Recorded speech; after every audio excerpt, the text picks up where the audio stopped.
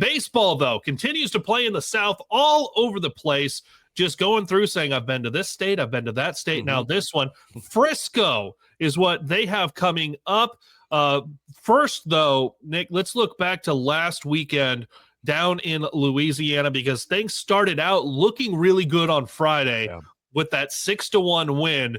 And then the Bats apparently hopped on a plane and came back to Lincoln, because you got a 4-1 loss and a 10-2 loss. And it just kind of, and you had one of the Raging Cajun pitchers, I think, in that last game through a complete game. Yeah. So, like, Nebraska was kind of Johnny Holstaff, and Louisiana was cruising with their pitching. What were you able to see up close and personal with the Huskers Radio Network? From the positive standpoint, yeah, you're right on Friday. But even on Saturday, two guys in particular that I thought it was very encouraging to see. Not surprising, but it was encouraging, because you just never know. It's a new season. It's early in the season. But Mason McConaughey's bounce back was fantastic. Gives you 6 innings of quality start on Friday. It's what you want to see out of him. I thought just a lot of the little things in what he does. The fastball was popping, but he was keeping that low. He was not giving Louisiana anything to really tee off on at all. I thought he did a good job of mixing his slider and curve, just being in command the way that we were used to, especially at the end of last season, of seeing Mason and why he got dubbed the Friday starter. And then Ty Horn, I thought, had another good bounce back.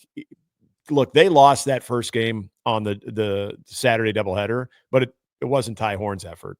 It wasn't because Ty Horn was digging them in such a hole that they couldn't get out of. I thought Ty was 6 innings again, just like Mason, gave you a quality start, gave you the type of performance that you want to see from your Saturday guy. So those two things, I think, were very, very positive. Caden Brumball was outstanding in that first game at the plate. And then we get into Saturday, and you're right. The Bats were just zapped. And it wasn't necessarily because we're now looking at a team that is averaging almost 11 strikeouts per game. And initially, you look at that and you're like, gosh, that's not good. Well, college baseball strikeouts are up. The thing that was, I'm sure, the most frustrating for Will Bolt, and watching it from where we were, is there were times that it seemed like hitters were being fooled to the point that they had no clue in the box, because you had several strikeouts throughout that doubleheader on Saturday that were called strike threes. Were not the competitive, protecting the zone, the shorten up the swing, trying to drive it up the middle type approach, which this team, I think, has really embodied and embraced. It just did not show up in a time that it really needed to. So collectively, too, it wasn't like there was just one guy that seemed to be fooled more than the other. I mean, it was a collective thing on Saturday where, and these guys are talking too, they're communicating in between at bats. So it's not a lack of communication.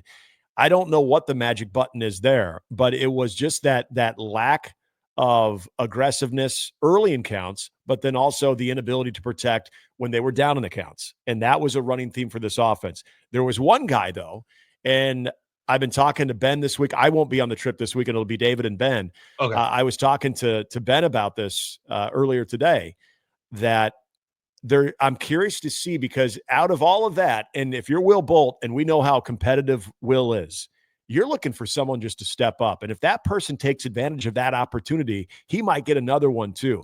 Freshman Devin Nunez ends the first game of that doubleheader with a ground rule double, and then he gets the start at DH in game number 3, where you could tell Will's like, hey, this was one guy who at least gave us a spark there at the end, even when the game was already over. What does he do? Well, he hits a home run in game number 3 too. And he had some good at-bats. There was one where he was fooled. It was right before the home run. He comes up and he makes the adjustment. And see, that was the other thing for a freshman to say, okay, this is what I got fooled on the previous at-bat. Now I know what I'm looking for. I'm going to make that adjustment. And he made it extremely positively. Your veteran hitters, guys like Gabe Swanson, there are guys that are just fighting it. And I think there's probably some overthinking that are going into it, because they know the expectations on those guys, that I think they just need to somehow figure out a way to slow it down a little bit.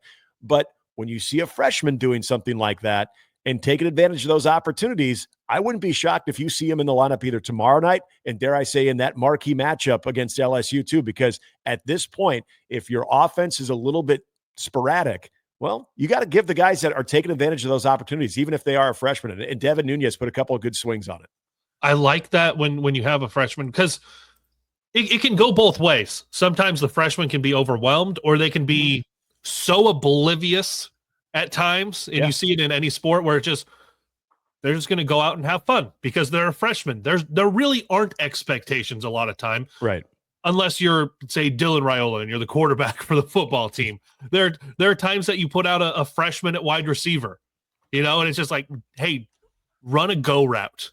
Just run really fast. Yeah. He's going to throw it up. And just take out the guesswork.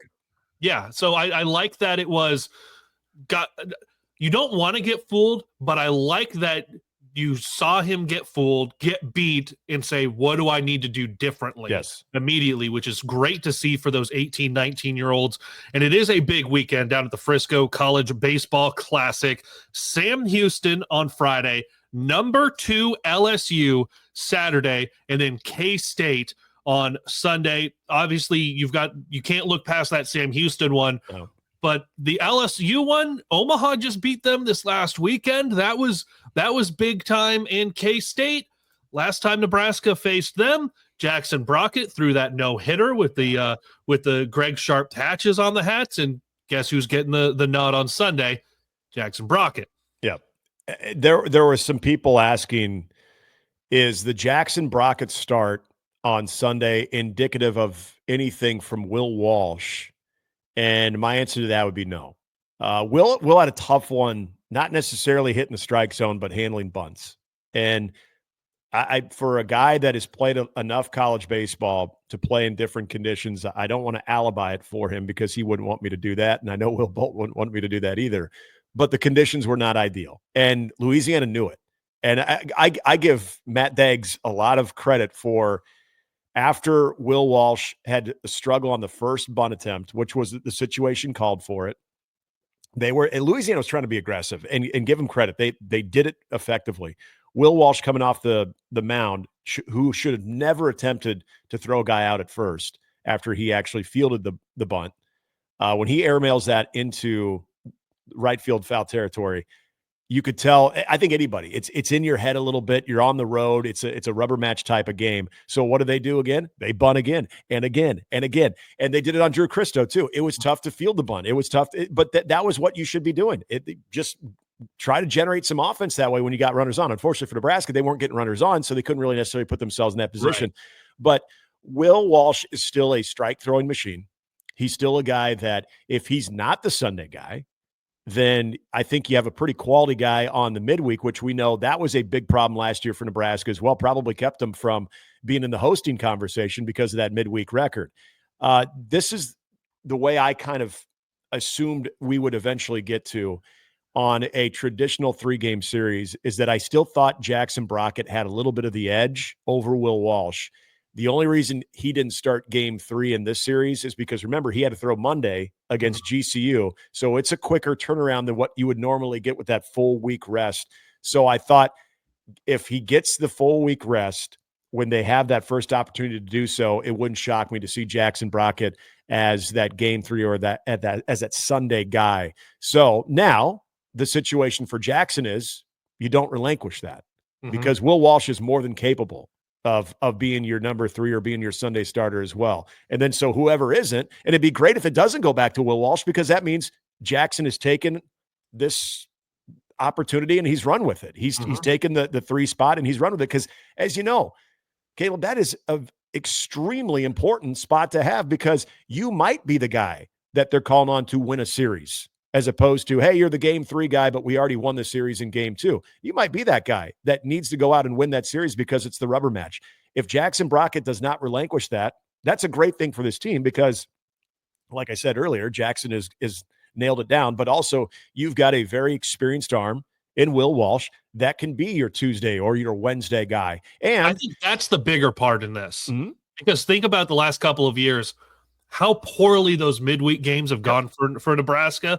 The fact that you're talking about, and hopefully, yes, Brockett is lights out on Sunday, and it becomes a really difficult decision for this coaching staff between Brockett and Walsh. But to have whichever one of them doesn't win out to be that Sunday guy as your midweek guy, that's a big deal for this team this year. Yeah, I totally agree. And I think that being able to, this is where I also like the fact that these guys have all played enough baseball together where I heard Jalen Worthley saying this, and the coaching staff talking about Jalen Worthley actually saying this about they know Jalen has starter stuff, but he also saw last year how effective his role in that high leverage reliever where he can give you 40 to 60 pitches, so he can give you a few innings. He also saw how effective and how important that is to the staff. Drew Christo, the same thing. So these are very unselfish guys. And so I think whether it's Jackson Brockett on Sundays and Will Walsh to be your midweek guy or vice versa or somebody else, I think these guys all understand the importance and significance of them all understanding and playing their role in this one too. So to me, that is important for what this team is trying to establish with that rotation, because it is still early on. I think you feel pretty good about what you have on games 1, game 2. Game 3, your Sunday starter in years past has usually been a little bit of guesswork until someone takes over that spot because of performances. But also I think there are young arms that are candidates for midweek as well. I'm telling you another thing when it comes to guys to keep an eye out for and looking to make that big jump from year 1 to year 2.